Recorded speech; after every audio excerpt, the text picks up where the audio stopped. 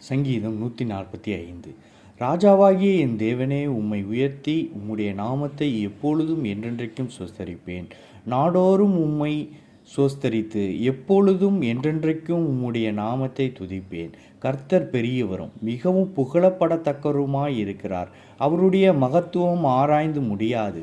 தலைமுறை தலைமுறையாக உம்முடைய கிரியைகளின் புகழ்ச்சியை சொல்லி உம்முடைய வல்லமையுள்ள செய்கைகளை அறிவிப்பார்கள். உம்முடைய சிறந்த மகிமை பிரதாபத்தையும் உம்முடைய அதிசயமான கிரியைகளையும் குறித்து பேசுவேன். ஜனங்கள் உம்முடைய பயங்கரமான கிரியைகளின் வல்லமையை சொல்லுவார்கள். உம்முடைய மகத்துவத்தை நான் விவரிப்பேன். அவர்கள் உமது மிகுந்த தயவை நினைத்து வெளிப்படுத்தி உமது நீதியை கம்பீரித்து பாடுவார்கள். கர்த்தர் இரக்கமும் மன உருக்கமும் நீடிய சாந்தமும் மிகுந்த கிருபையும் உள்ளவர்.